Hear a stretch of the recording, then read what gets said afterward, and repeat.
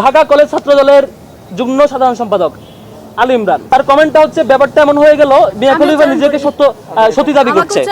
হ্যাঁ, তোমাকে আমি দিচ্ছি, আপনি উচ্চারণ করতে লজ্জা পেলে আমাকে দেন। তারপর হচ্ছে এটা আরেকজন, তিনি বলছেন খাঁটি কর্মী নাকি, তার পরিচয় সহ এখানে আছে। গতকালকে যে ঘটনা আপনারা লক্ষ্য করেছেন সেটি আমাদের সামনে আসবার পরে আমরা কয়েকটা স্টেপ নিয়েছিলাম। নাম্বার 1, সাথে সাথে আমাদের দিক থেকে আমরা ক্লিয়ার ফিডব্যাক দিয়েছি এ ব্যাপারে আমাদের করণীয় কি, আমরা কি করছি, এবং যাকে শিবিরের নেতা বানিয়ে প্রচার চালানো হচ্ছে সেটি যে মিথ্যা প্রপাগান্ডা সেটি জানানোর পরে আমরা নিজেরাই প্রক্টর অফিসে গিয়ে লিখিত অভিযোগ দায়ের করে এসেছি যাতে বিশ্ববিদ্যালয় প্রশাসন তার বিরুদ্ধে দ্রুত ব্যবস্থা নেয়। এবং এটি করবার পরে আমরা এটিও বলেছি যদি তিনি ব্যক্তি এস এম ফরহাদ বা আমার ব্যাপারে রিড করার কারণে রিয়েকশন দিতেন তাহলে তার আগের দিনেই দিতেন, কারণ তার আগের দিন যখন রিডের নিউজগুলো সবার সামনে আসছে আমাদের যা ফিডব্যাক সেদিন সারাদিন ফিডব্যাক দেওয়া হয়েছে। আমার দিক থেকে আমি তাকে ওয়েলকাম করেছি, শুভেচ্ছা জানিয়েছি এবং বলেছি যে কোর্টে যে রায় হবে সেটি মেনে নিব, সেভাবে ওয়েলকাম করেছি। আমাদের রিয়েকশন সেদিনই আসার কথা।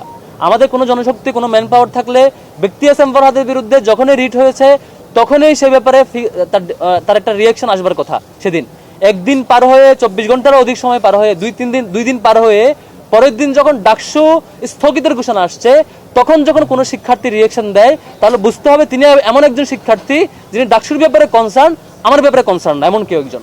এটা খুবই ক্লিয়ার সহজ আর্গুমেন্ট। এই জিনিসটা কালকে বুঝাবার পরও ক্লিয়ার করে বলবার পরও একটা পক্ষ তাদের রাজনৈতিক দেউলিয়াত্বের বহিঃপ্রকাশের জন্য তারা হচ্ছে তাকে শিবির বানিয়ে প্রচার চালিয়েছে। দুঃখজনক হচ্ছে শুধু সেটি সেই দল করেনি, সেই দল কেন করেছে সে ব্যাখ্যা আমরা যাচ্ছি। কিছু মিডিয়াও কালকে এমনভাবে প্রচার করছে যে মনে হচ্ছে যে হুমকিটা মনে হয় আমি দিয়েছি, এমনভাবে নিউজ প্রচার করছে। বেশ কয়েকটি পত্রিকাকে কনসার্ন জানানোর পরে তারা চেঞ্জ করেছে শিরোনাম, বলেছে আমরা তো তখন বুঝি নাই, আপনাদের প্রেস কনফারেন্সে তো আসি নাই, ফিডব্যাক জানি নাই, দেখি নাই, এই ধরনের এক্সকিউজ দেখিয়ে ভুলে আমাদের এটা হয়ে গেছে, আমরা ঠিক করে দিচ্ছি। এরকম বেশ কিছু পত্রিকা এবং পোর্টাল তাদের এরকম ফিডব্যাক দিচ্ছে। এটা কেন জানেন? কারণ আমি ক্লিয়ার করি, যুবদলের একজন কর্তৃক চাঁদাবাজির কারণে এক ব্যবসায়ীকে মাথায় পাথর দিয়ে আঘাত করার একটা ঘটনা আপনারা দেখেছেন, সে মারাও গেছে এক পর্যায়ে, এবং সেই নিউজটি সামনে আসছে যুগান্তরের একজন রিপোর্টের ভিত্তিতে। এটি যখন সামনে আসছে যুবদল পরিচয় তখন সারা দেশে বিক্ষোভ এবং মানুষের ক্ষোভ আপনারা লক্ষ্য করেছেন। তারপরে কি হয়েছে জানেন? তারপরে হয়েছে যুগান্তরে সেই সাংবাদিকের চাকরি থেকে চাকরিচ্যুত করা হয়েছে।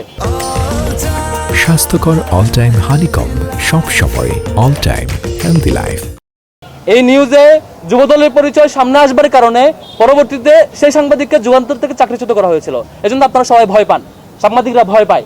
সাংবাদিকরা কি করে, আর কেউ বেশ কিছু সাংবাদিক কেন যেন আবারও সেই সামনে আরেকটি পক্ষকে ফেসিবাদ বানানোর পরিকল্পনার অংশ হয়ে গেছে, তারা সত্যটা প্রকাশ করতে পারছেন না অনেকেই। এটা খুবই দুঃখজনক। এখন আসি ছাত্রদল কেন স্ট্যান্ড নিল, তারা নিশ্চিতভাবে সেটি মিথ্যা জানবার পরে কেন স্ট্যান্ড নিল সেটি একটু ক্লিয়ার করছি। আপনারা দেখেছেন কৃষি বিশ্ববিদ্যালয়ে ছাত্রদলের লোকজন বহিরাগত নিয়ে ভিতরে গিয়ে শিক্ষার্থীদের উপর হামলা করেছে, সেটি সামনে আসে নাই, আপনারাও মিডিয়ার সামনে আনান নাই, সেটি তাকিয়েছিলেন। আপনারা দেখেছেন চট্টগ্রাম বিশ্ববিদ্যালয়ে শতাধিক শিক্ষার্থী আহত হয়েছে, শিক্ষক আহত হয়েছে। এই রক্তাক্ত একটি ঘটনা যিনি নেতৃত্ব দিয়েছেন সে স্থানীয় বিএনপি, এবং সেটিও সামনে আসে নাই। ইভেন সেই ঘটনার তাৎক্ষণিকভাবে বিএনপি তাকে তার দল থেকে বহিষ্কার করতে বাধ্য করেছে। এত শত সুস্পষ্ট প্রমাণ এবং ভিডিও থাকা সত্ত্বেও মিডিয়ায় সেটি সামনে আসেনি, এবং সেটি যখন সোশ্যাল মিডিয়ায় সমালোচনা হচ্ছিল। তারপরে রাবির ঘটনা আপনারা জানেন, রাবিতে ডাকসুর ব্যাপারে তাদের আন্দোলন পরিচালনা পরিবর্তিতে মানে সুষ্ঠু পদ্ধতিতে আন্দোলন না করে দাবি না জানিয়ে সরাসরি সেখানে ভাঙচুর এবং হচ্ছে তালা ঝুলিয়ে দেওয়ার ঘটনা ঘটেছে ডাকসুকে বানচাল করার জন্য, সেটিও তারা ব্যর্থ হয়েছে। এরকম চবি, রাবি এবং বাকরিবি সবগুলো ঘটনা, সর্বশেষ ডাকসু বানচালের ঘটনা, সব কিছুতে ব্যর্থ হয়ে এক পর্যায়ে এগুলো কিভাবে ঢাকবে, এগুলো সামনে আসবে সে আশঙ্কায় শিক্ষার্থীদেরকে ভয় পেয়ে তারা হচ্ছে এমন একটি ঘটনা করলো যেটার ব্যাপারে আমরা নিজেরা অ্যাকশন নিয়েছি, নিজেরাই লিখিত অভিযোগ দিয়েছে। ইভেন যে শিক্ষার্থীর ব্যাপারে হুমকি দিয়েছে সে শিক্ষার্থীকে আমি ওভার ফোনে রিকোয়েস্ট করেছি টেক্সট করে, যে হচ্ছে আপনি যদি কোনো ধরনের আইনি মামলা এখন না করে থাকেন দ্রুত মামলা করেন, এবং সেই ব্যাপারে আমাদের লিগ্যাল টিম আপনাদেরকে সাপোর্ট দিবে।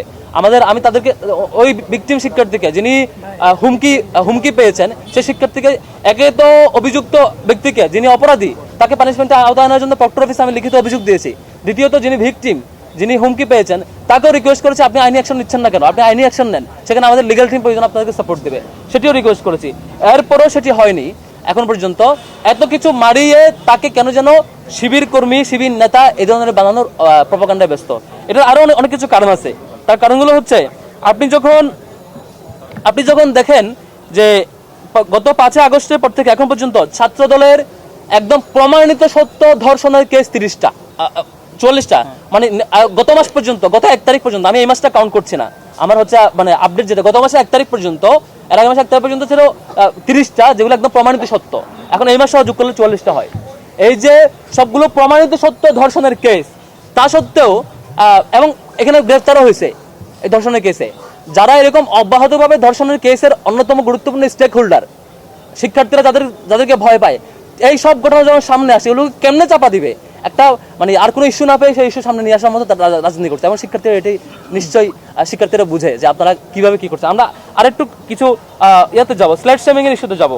আজকে আপনারা দেখেছেন, আজকে ছাত্রদের সব জায়গায় মিছিল করেছে, মিছিলের স্লোগান কি দিয়েছে দেখবেন, অনেক জায়গায় তাদের সেন্ট্রাল পেজে সেই মিছিলের ভিডিও আপলোড দিয়ে তারা এনজয় করছে। স্লোগান হচ্ছে একটা একটা শিবির ধরে ধরে জবাই কর, এবং পেজে ভিডিও আপলোড আছে, আপনি আমার কাছ থেকে নেবেন সেই ভিডিও পেজে আপলোড দিয়ে তাদের ছাত্র দলের সেন্ট্রাল পেজে সেটা আপলোড দিয়েছে, একটা একটা শিবির ধরে ধরে জবাই কর স্লোগান ভিডিও সহ পেজে আপলোড দিয়েছে।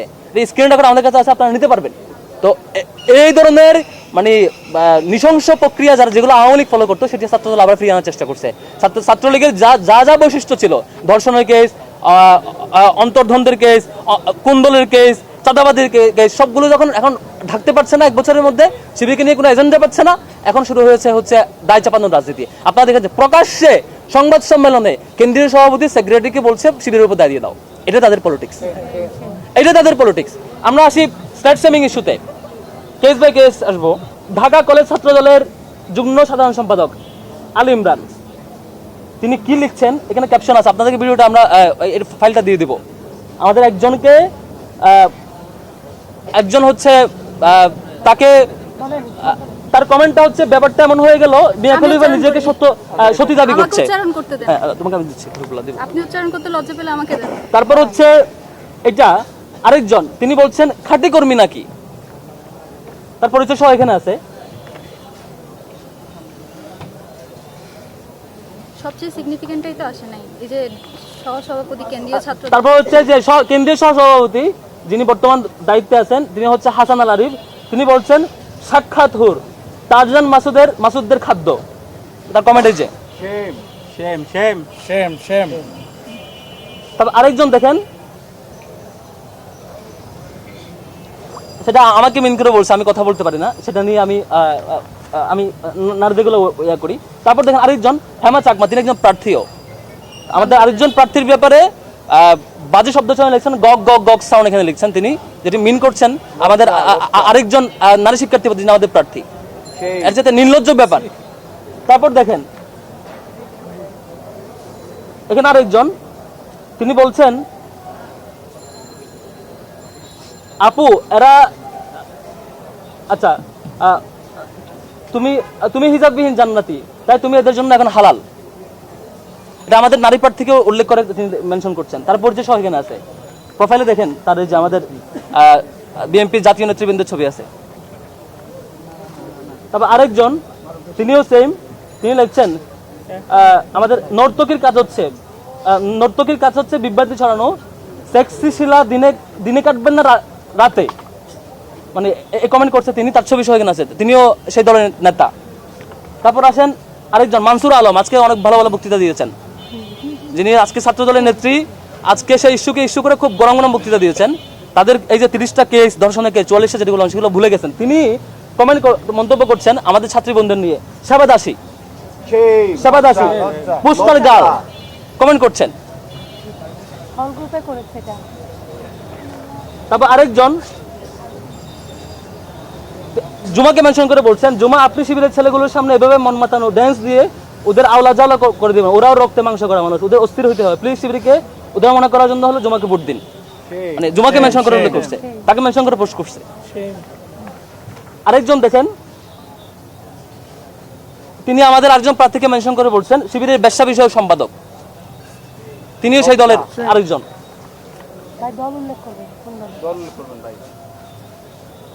তবে আরেকজন দেখেন তিনি লিখছেন গুপ্ত শিবিরের খাদ্য এগুলো।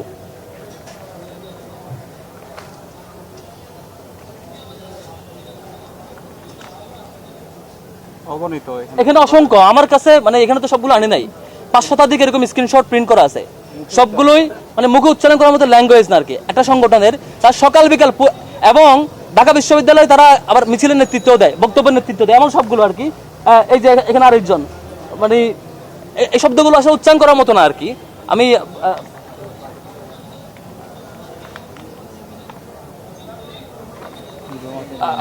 আমি জমাকে ফরওয়ার্ড করবো এরপরে। তারপরে হচ্ছে আপনারা দেখে থাকবেন এই ধরনের টানা এরকম অব্যাহত স্ল্যাট শামিং এর পরে শুধু এইটুকু না, আমাদের এই প্রার্থীকে নিয়ে এবং আরো কয়েকজন প্রার্থীকে নিয়ে সেই দলের নেতৃবৃন্দ বাজে ভিডিও তৈরি করে প্রচার করছে এবং সেই ছবিতে তার ফেস এড করে অশ্লীল ভিডিও এবং অশ্লীল ছবি তৈরি করে অব্যাহতভাবে প্রচার করছে এবং ইনবক্সে পাঠাচ্ছে যে তুমি যদি এটা না করো, ওইটা না করো, সরে না আসো, নির্বাচন করো, কন্টিনিউ করো, তাহলে এগুলো সামনে নিয়ে আসবো।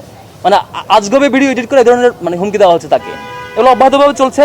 তারপরে হচ্ছে হুমকি দেওয়া হচ্ছে, ফ্যামিলিকে হুমকি দেওয়া এবং গতকালকে স্থানীয় বিএনপি নেতৃবৃন্দ আমাদের সেই প্রার্থীর মা বাবাকে হুমকি দিয়ে আসছে। এটা খুবই দুঃখজনক, খুবই দুঃখজনক। আমাদের প্রার্থী যখন বলেছে যে আপনাদের যারা যা যা করছে স্ল্যাট শেমিং এবং ইনবক্স সেগুলো সামনে নিয়ে আসবে, তারপর তার বাড়িতে গিয়ে হুমকি দিয়ে আসা হয়েছে যে তোমার মেয়ে কেন ছাত্রদলের বিরুদ্ধে বলে, যাতে কোনোভাবে ছাত্রদলের বিরুদ্ধে না বলে। চাকরি হবে না, বললে সরকারি চাকরি হবে না, সামনে তোমরা কেউ থাকতে পারবে না, এই ধরনের হুমকি দিয়ে আসছে বাড়িতে গিয়ে। তো এই যে একটা অবস্থা, আরেকটা উদাহরণ আপনাকে, আপনারা সাংবাদিকরা সামনে নিউজ প্রচার করতে পারেন না, আপনারা প্রচার করে আপনাদের চাকরি চলে যায়। এই যে যুগান্তরে যে যার কথা বললাম, যুবদলের এই যে পাথর দিয়ে হত্যা করার ওই চাঁদাবাজি ইস্যুতে পাথর মেরে যাকে হত্যা করছে, সে ঘটনা যখন 2 দিন পরে সামনে আসছে, যুগান্তরের রিপোর্ট যখন আমাদের চোখের সামনে আসছে, যুবদল কর্মীর নেতার তথ্য যখন আসছে, তখন তার চাকরি চলে গেছে। স্টিল সে এখনো ওই হাউসে নাই, চাকরিচ্যুত। আপনারা সেই চাকরির ভয়ে দিন শেষে হয়তো সত্য প্রকাশ করতে পারেন না। আমি মানে ক্লান্ত, খুবই মানে এই কারণ, মানে এই বিষয়ে এত বিরক্ত আমরা যে হচ্ছে আমাদের প্রত্যেকটা বোনকে অব্যাহত স্ল্যাট শেমিং করে। আর একটা সংগঠন সকাল বিকাল নারীদের সম্মানহানিতে, আমাদের 2002 সালে ঢাকা বিশ্ববিদ্যালয় হল করতে কারা হামলা করেছিল, এটা তো এই বিষয়ে তারা অন্য সুশীল যারা কালকে বড় বড় শিক্ষকরা এসে মানে বিভিন্ন ইস্যু ক্রিয়েট করছেন, ফেসবুকে পোস্ট করছেন, আর আরো বিভিন্ন রিয়েকশন দেখিয়েছেন। হলে ঢুকে শিক্ষার্থীদের সম্মানহানি করার মতো ঘটনাগুলো তারা এগুলো নিয়ে কথাও বলে না। তারা এগুলো ছাত্রদল করেছে, ঢাকা বিশ্ববিদ্যালয় করেছে। সিলেক্টিভ জাস্টিস, এই যে অব্যাহতভাবে সিলেক্টিভ ইস্যু এবং যে ইস্যুটা কোনোভাবে শিবিরের সাথে আর কোনো বিষয় না পেয়ে যেটা কোনোভাবে কানেক্টেড, অথচ তার প্রোফাইল চেক করে দেখেন ছাত্রদলের শত শত পোস্টার, অসংখ্য পোস্ট ছাত্রদলকে অ্যাপ্রিশিয়েট করে তার প্রোগ্রামে যাচ্ছে। একটা ছেলে মানে এরকম একটা ছেলেকে নিয়ে শেষ পর্যন্ত শিবির বানায় তাকে ছেড়ে কোনো রকম তার সাথে সে প্রোগ্রামও করছে। রাজনৈতিক দলীয়ত্ব কোন লেভেলে গেলে শেষ পর্যন্ত তারা মানে ডাকসু নির্বাচনকে ভয় পেয়ে তারা মনে করছে এভাবে মনে হয় ভোট পাবে। তারা মানে যে এজেন্ডা, তাদের এজেন্ডাই না, এটা এজেন্ডা হওয়ার মতো ইস্যু না, সেটাকে এজেন্ডা মানে সারা দেশে মিছিল করে। আবার সেই মিছিলের স্লোগান দেয় একটা শিবির ধরে ধরে জবাই করে, সেই ভিডিও আমার পেজে আপলোড দেয়। এ হচ্ছে আমাদের বর্তমান 24 পরবর্তী নতুন বাংলাদেশ গড়বার যে শপথ আমরা নিয়েছিলাম, সেটি বর্তমান অবস্থা।